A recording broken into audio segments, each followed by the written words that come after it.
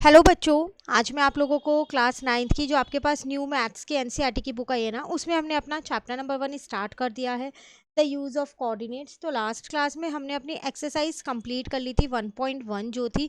उसके साथ साथ जो ये दो क्वेश्चंस थे थिंक एंड रिफ्लेक्ट, इनको भी कंप्लीट कर लिया था। अब आज हम पेज नंबर 6 से स्टार्ट करते हैं। तो यहाँ पर हमारे पास आगे क्या कह रहा है, so far we have only considered points on the two coordinate axis. अभी तक हमने दो कोऑर्डिनेट एक्सिस के ही पॉइंट को कंसीडर किया है, मतलब एक्स एक्सिस और वाई एक्सिस वाले को। But can you say about the coordinates of point that are not on either axis. पर कई बार ऐसा होता है, जैसे ये आपके पास एक्सिस है, यहाँ पर ये एक्स एक्सिस है और ये वाई एक्सिस है। अगर कोई पॉइंट इन पे नहीं होता, ठीक है, दोनों में से किसी पे भी नहीं है, तो फिर आप क्या करेंगे। The plane in which the axes are situated is called the Cartesian plane, the coordinate plane और the XY plane। तो आपसे कह रहा है कि जो प्लेन जिस पे ये एक्सिस बने होते हैं उसको हम क्या बोलते हैं, कार्टिशियन प्लेन बोलते हैं, या फिर हम उसे कोऑर्डिनेट प्लेन भी बोल सकते हैं और हम उसे एक्स वाई प्लेन भी बोल सकते हैं। ये एमसीक्यू के लिए इंपॉर्टेंट है, आपके पास डिफरेंट नेम दे रखे हैं एक ही चीज़ के, तो एमसीक्यू में पूछ सकता है। ठीक है। Now the axis divide the plane into 4 parts. जो ये एक्सिस है ये प्लेन को 4 पार्ट्स में डिवाइड करता है। जैसे यहाँ पर देखो आप, यहाँ पर मैंने ये 4 पार्ट्स में डिवाइड कर दिया। तो आप देख लो, एक पूरा एक्स एक्सिस है, एक पूरा वाई एक्सिस है। ये वाई एक्सिस है, यहाँ पर भी वाई एक्सिस है, लेकिन ये नेगेटिव वाला वाई एक्सिस है और ये पॉजिटिव वाला वाई एक्सिस है। सिमिलरली ये एक्स एक्सिस है। लास्ट क्लास में हमने समझा था कि हम हॉरिजॉन्टल लाइन को एक्स एक्सिस और वर्टिकल लाइन को वाई एक्सिस बोलते हैं, और ये नेगेटिव वाला एक्स एक्सिस है। जो बीच में जहाँ पर ये इंटरसेक्ट होते हैं उसे हम ओरिजिन बोलते हैं, जिसको ओ से डिनोट करते हैं, और इसके कोऑर्डिनेट हमेशा 0 और 0 होते हैं। अब ये 4 पार्ट्स में डिवाइड हो रखा है यहाँ पर क्वाड्रेंट। इन 4 पार्ट्स को बोलते हैं हम क्वाड्रेंट। पहले पढ़ते हैं फिर समझेंगे। The axis divide the plane into 4 parts called quadrants. उनको क्या बोलते हैं, हम क्वाड्रेंट्स बोलते हैं। They are numbered as shown in figure 1.4। देखो यहाँ पर एक फिगर आपको दे रखी है, ये आपको ये नंबर डाल रखे हैं 1 2 3 4। ये आपको वो 4 क्वाड्रेंट इन्होंने दे रखे हैं। अब दिख रही है आपको क्लियर पिक्चर। ठीक है। तो अगर हम यहाँ पर देखें तो ये क्वाड्रेंट 1 है, ये क्वाड्रेंट 2 है, ये क्वाड्रेंट 3 है और ये क्वाड्रेंट 4 है। अब हर एक क्वाड्रेंट में कोऑर्डिनेट्स ज़रूर होंगे, और आपको पता है कि पहला जो कोऑर्डिनेट होता है वो एक्स का होता है और दूसरे वाला वाई का होता है। तो यहाँ पर भी एक्स वाई के कुछ ना कुछ कोऑर्डिनेट होंगे, यहाँ पर भी एक्स वाई के कोई ना कोई कोऑर्डिनेट होंगे। सिमिलरली क्वाड्रेंट 3 में भी होंगे और क्वाड्रेंट 4 में भी होंगे, है ना। यहाँ पर सारी पॉजिटिव वैल्यूज़ है, जैसे कि 1 हो गया, 2 हो गया, 3 हो गया, 4 हो गया, 5 हो गया, 6 हो गया, 7 हो गया। यहाँ पर भी सारी पॉजिटिव वैल्यू है। ये हम लास्ट क्लास में जान के आए हैं कि राइट साइड जाओगे ओरिजिन के और अपवर्ड डायरेक्शन में जाओगे तो पॉजिटिव होगा, और अगर आप लेफ्ट साइड पे जाओगे और डाउनवर्ड डायरेक्शन में जाओगे तो आपके पास नेगेटिव वैल्यूज़ है। क्लियर है यहाँ तक। अब बात आती है, जो ये 4 क्वाड्रेंट्स हैं इनमें एक्स और वाई की वैल्यू कैसे होगी। तो देखो, कुछ भी चीज़ को ना याद मत करना, अगर याद करोगे तो एग्ज़ाम टाइम तक डेफिनेटली भूल जाओगे। तो चीज़ को सिर्फ समझना। अगर आप फर्स्ट क्वाड्रेंट में लाई कर रहे हो तो आप ध्यान से देखो, सिर्फ आप इतने क्वाड्रेंट की बात कर रहे हो। देखो, सिर्फ इतने क्वाड्रेंट की बात कर रहे हो, इतने की, जिसको मैं पिंक लाइन से हाईलाइट कर रही हूँ। ठीक है। तो इसमें दोनों वैल्यूज ही पॉजिटिव है, तो एक्स की वैल्यू भी यहाँ पॉजिटिव होगी और वाई की भी पॉजिटिव होगी। ठीक है। अब अगर आप सेकेंड क्वाड्रेंट की बात कर रहे हो तो वाई वाली लाइन तो आपने वही ली है वर्टिकल, बट एक्स वाली लाइन आपने नेगेटिव वाली ले ली है ना। तो यहाँ एक्स की वैल्यू जो है वो नेगेटिव होगी और वाई की वैल्यू जो है वो पॉजिटिव होगी। क्लियर है। अब आप थर्ड क्वाड्रेंट में आ जाओ। आप एक्स वाली जो हॉरिजॉन्टल लाइन है वो तो यही ले रहे हो, और वर्टिकल लाइन आपने नेगेटिव ले ली वाई की। तो यहाँ दोनों ही जो वैल्यूज होती हैं एक्स और वाई की वो नेगेटिव होती हैं। ठीक है।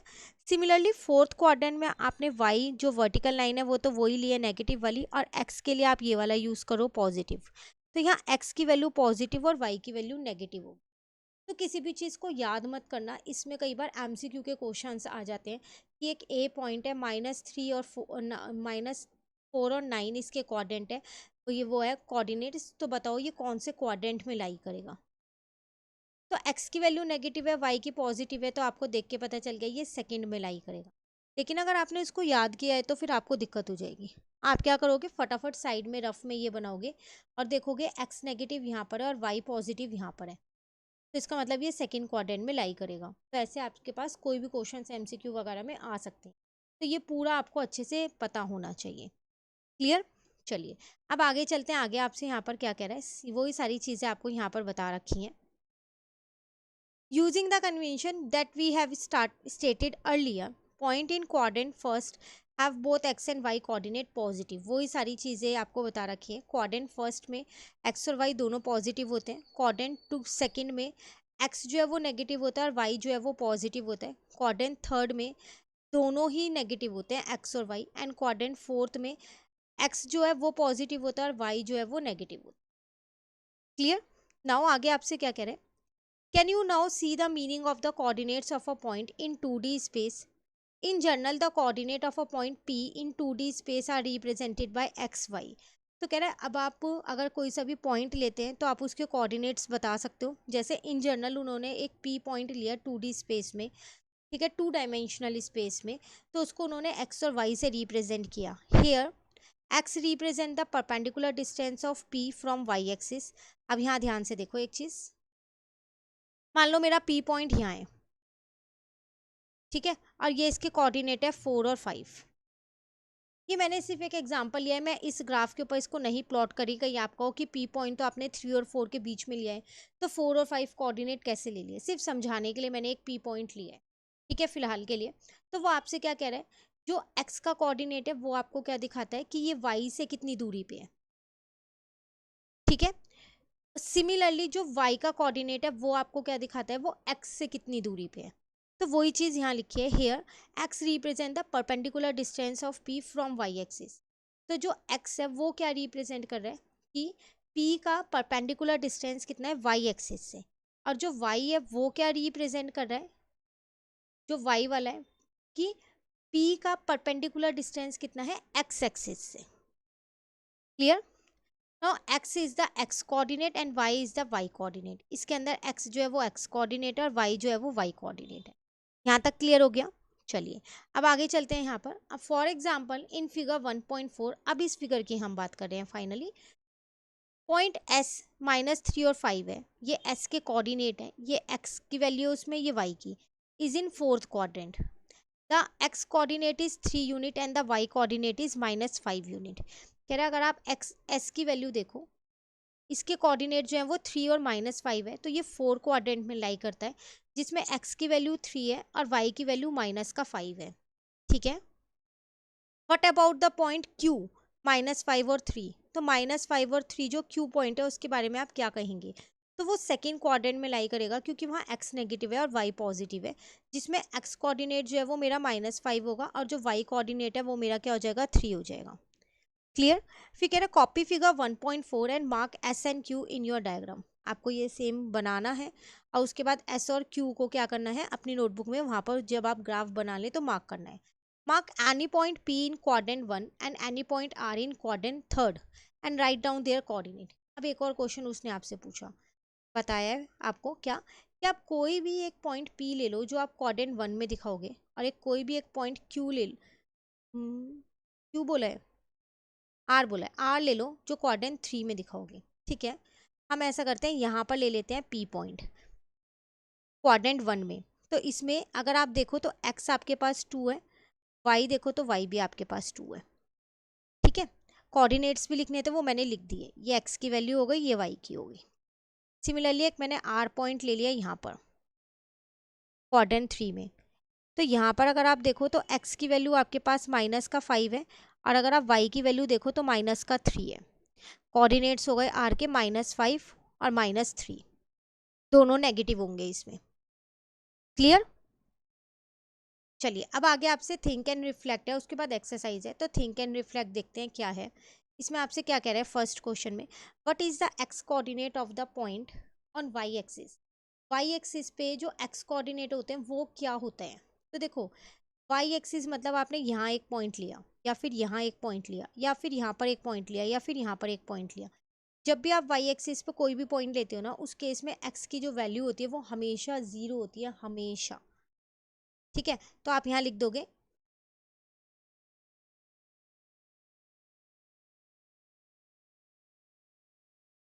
एक्स कोऑर्डिनेट, सेम क्वेश्चन से ही देख के लिखना, of a point on Y axis या of any point on Y axis is always zero, हमेशा जीरो होती है। क्लियर। सेकेंड क्वेश्चन में आपसे क्या कह रहा है, is there are similar generalisation for the point on X axis. क्या ये सेम चीज एक्स एक्सिस के लिए भी लाई करती है? डेफिनेटली। अगर आप एक्स एक्सिस की बात करोगे तो जो वाई के कोऑर्डिनेट होते हैं वो हमेशा जीरो होते हैं एक्स एक्सिस के ऊपर। तो Y coordinate of any point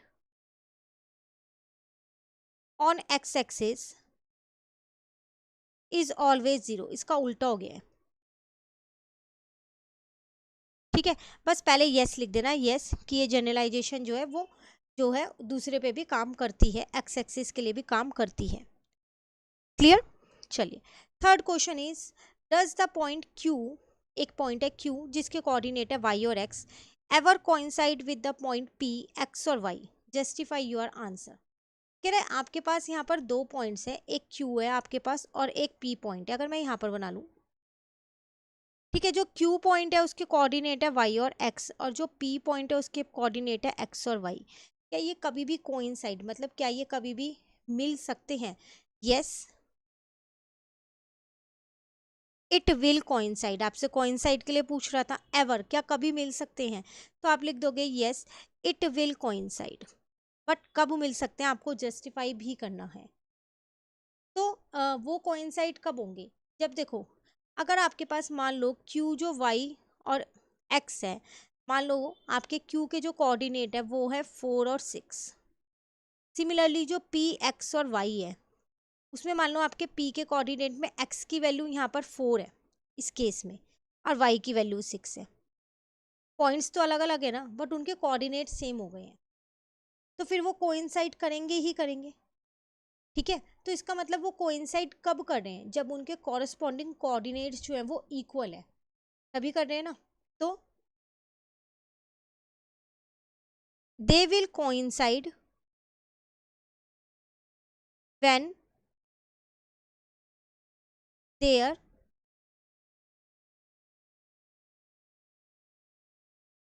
corresponding coordinates must be equal. उनके कॉरस्पॉन्डिंग कोऑर्डिनेट्स जो हैं वो इक्वल होने चाहिए। मतलब जो आपके पास पी एक्स है वो क्यू वाई के बराबर होना चाहिए। इट मीन्स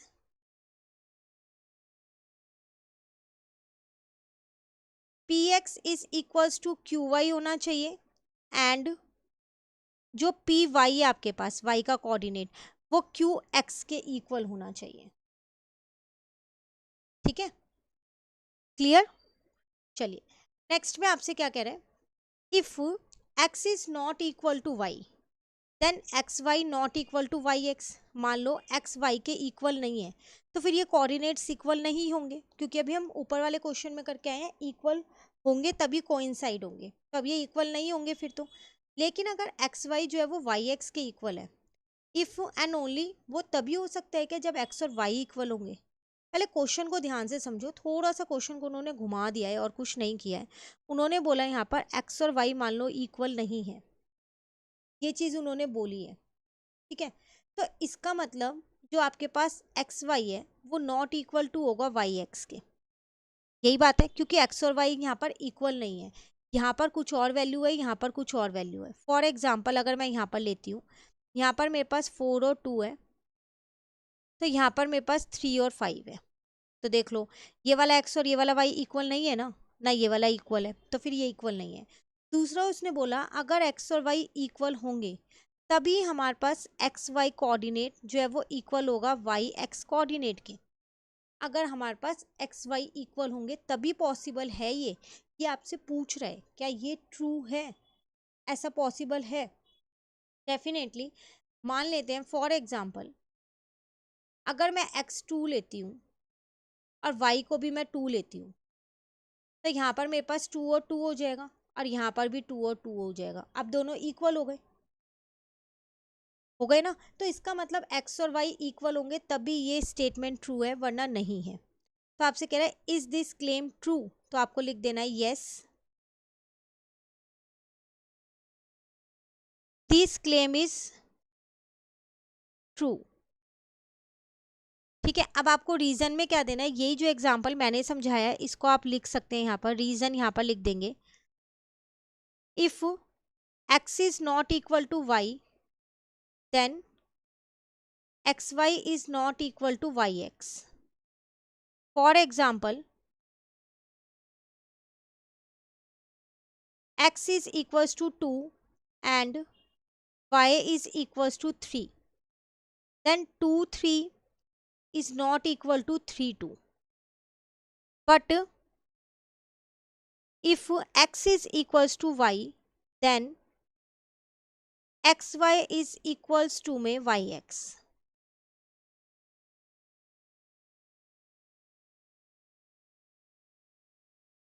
For example,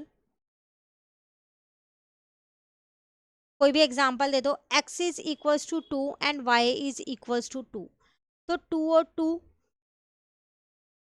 और 2 इक्वल है। क्लियर, बहुत ही सिंपल लैंग्वेज में लिखा है कि ये क्लेम ट्रू है, और क्यों ट्रू है रीज़न यहाँ पर एग्जाम्पल से दे दिया है। कोई बहुत बड़ी बड़ी स्टेटमेंट्स नहीं लिखनी है कि आपको उन्हें याद करना पड़े। एग्जाम्पल आप अपनी मर्जी से कोई सा भी दे सकते हैं, ज़रूरी नहीं है मैंने 2 3 या 2 और 2 लिए तो आप भी वही लें। क्लियर हो गया यहाँ तक? चलिए अब एक्सरसाइज है, इसको नेक्स्ट क्लास में स्टार्ट करते हैं, क्योंकि इसी पे बेस्ड ही एक्सरसाइज है। आज आप यहाँ तक का कंप्लीट कर लो। कहीं इस टॉपिक में दिक्कत लगती है जल्दी से कमेंट कर देना, ताकि एक्सरसाइज के टाइम पे वो डाउट क्लियर हो जाए। डेली बेसिस पे आपको इस बुक की वीडियोस मिलेंगी। चैनल को भी सब्सक्राइब कर लीजिए और वीडियोस को ज़्यादा से ज़्यादा शेयर एंड लाइक कीजिए। Thank you.